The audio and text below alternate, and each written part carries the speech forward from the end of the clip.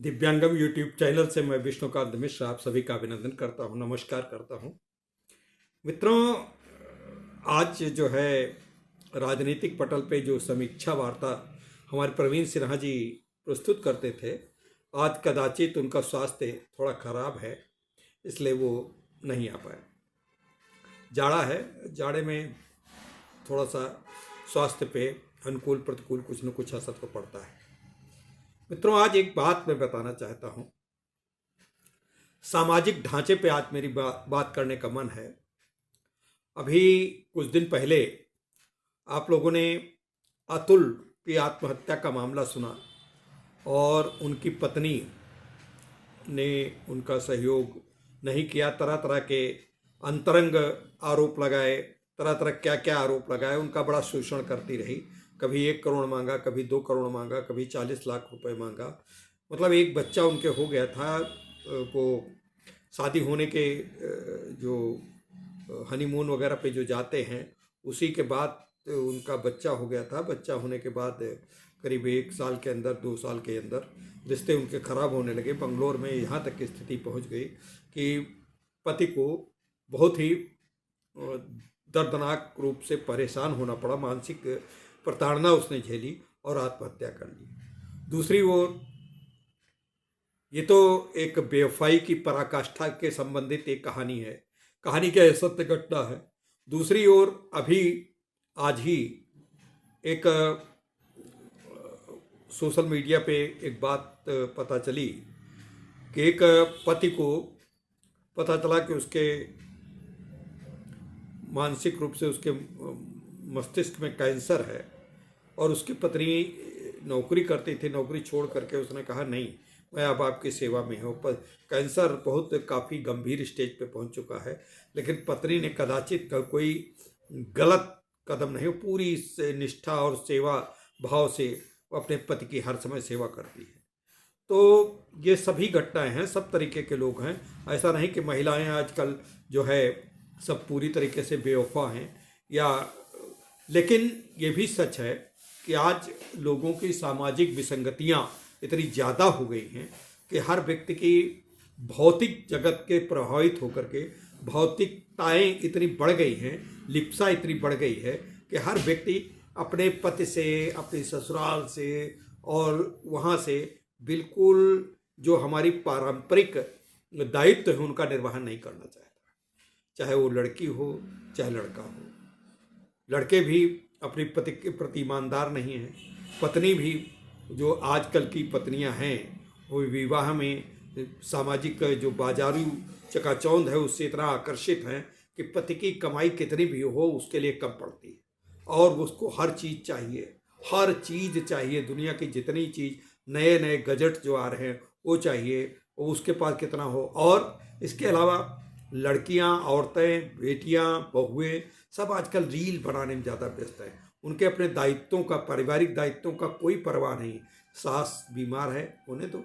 पति को परेशानी है, तनाव में है, आज ऑफिस पे कुछ कहा सुनी हुई है, डांटा गया है, या कोई काम पूरा नहीं हो पाया, मार्केट में उसका लॉस हुआ है, या सामाजिक स्तर पे कहीं पर वो उसको जा पाने में उसे अपेक्षाएं पूरी नहीं कर पाए, इससे पत्नी को कुछ लेना देना नहीं। पत्नी सिर्फ अपनी डिमांड कर रही है और उस पर लड़ाई झगड़ा, तनाव और आखिरकार संबंध विच्छेद। दूसरी ओर पुरुष भी ऐसे हैं, वो तरह तरीके के दूसरी लड़कियों के अपनी कितनी भी सुंदर औरतें हों, कितनी भी सुंदर पत्नियां हो, उनसे उनका बहुत जल्दी मोह भंग हो जाता है और वो दूसरी तरफ मुंह मारने का प्रयास करने लगता है, दूसरे संबंध स्थापित करने का प्रयास करने लगता है। तो ये सब, इन सब चीज़ों का कारण क्या है? ये सब ऐसा क्यों हो रहा है? पहले ज़माने में तो ऐसा नहीं होता था। पहले ज़माने में तो लड़का ने कहा कि हमारे माँ बाप ने पसंद कर लिया, शादी कर ली, देखने भी नहीं जाते थे। अगर शादी कर ली, लड़की तो देखने का बहुत प्रचलन करीब 20-25 साल पहले से चालू हुआ। नहीं तो लड़की देखने नहीं जाते थे मध्यम वर्ग के परिवार के लोग, और शादियाँ हो जाती थी और बड़ी अच्छी चलती थी। हमारे माँ बाप जो है इसी तरीके से गुजरे। हम लोगों के समाज में इसी प्रकार का ऐसा ही वातावरण रहा। आप में से सबके भी परिवार में ऐसा ही रहा, दादा दादी, माँ बाप सब इसी तरीके से आए होंगे। लेकिन अब तो पहले भाई शुरू हुआ लड़कियों को देखने का। लड़की देखने में तरह तरह के नुक्से, उस पर नुक्स निकाले गए कि लड़की में ये कमी है, वो कमी है, वो कमी है। लड़की भी देखते देखते उसका विद्रोही स्वर उपजा, और आज यहाँ तक विद्रोह हो गया है कि अब लड़कियों के ढूंढने के लिए लड़के परेशान हैं। और लड़के अब इतना उब चुके हैं, ये सब समाचार सुनते सुनते वो भी कहने लगे कि अब भाई हम शादी नहीं करनी। यानी जो पहले लड़कियों को डर था कि हमारी शादी नहीं होगी, आज वही डर लड़कों को हो गया है कि हमको अब लड़कियों से शादी नहीं करनी, पता नहीं कौन सी लड़की कब आ जाए और किस प्रकार से हमारा जो है दाम्पत्य जीवन बिखर जाए और हमको किस प्रकार से प्रताड़ित करने लगे। तो इन सब घटनाओं में समन्वय स्थापित करने की जिम्मेदारी किसकी है? समाज की है।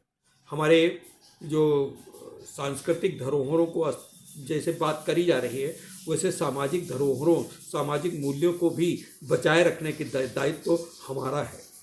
हम परिवार में बड़े हैं, हम परिवार में मुखिया हैं, हम परिवार के लोग हैं, तो अपने संस्कार दें, अपने संतानों को बताएं कि भाई जीवन विवाह एक संस्था है, और उस संस्था को तोड़ने से, उसको विखंडित होने से, उसको अराजकता की स्थिति पर पहुंचाने से इसके परिणाम बड़े दुष्परिणाम होंगे।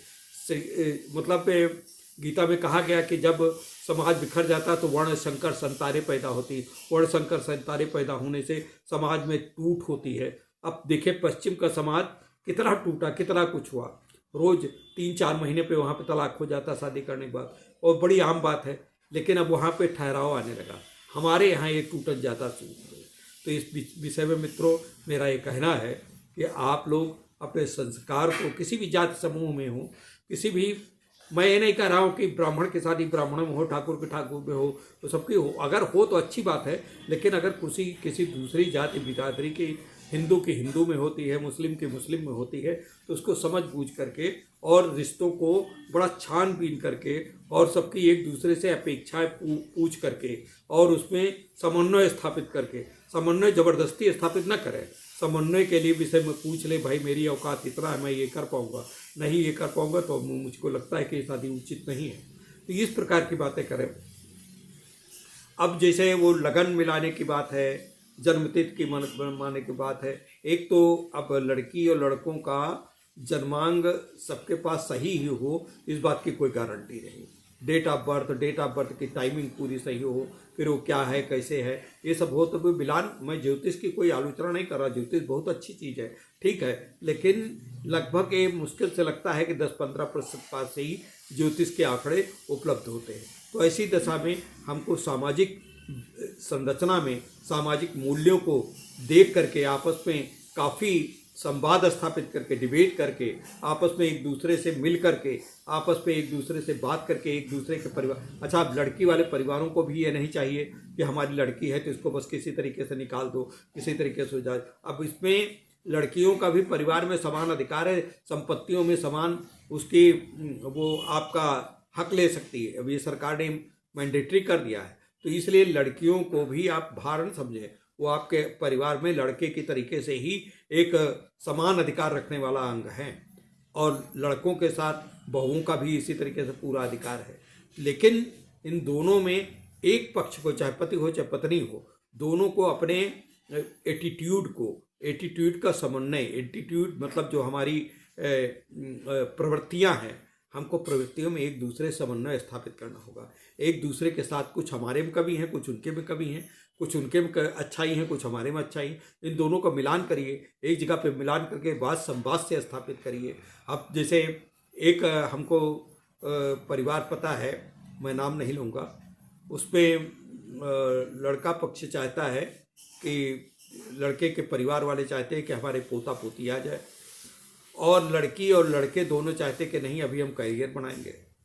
खैर अभी तो बनाएंगे चाहते थे, अब चाहते 10 साल बीत गए, अभी तक कोई संतान नहीं हुई। अब संतान के लिए डॉक्टरों ने बता दिया कि अब इनके संतान नहीं हो पाती, अब वो एडॉप्ट करने के चक्कर में है।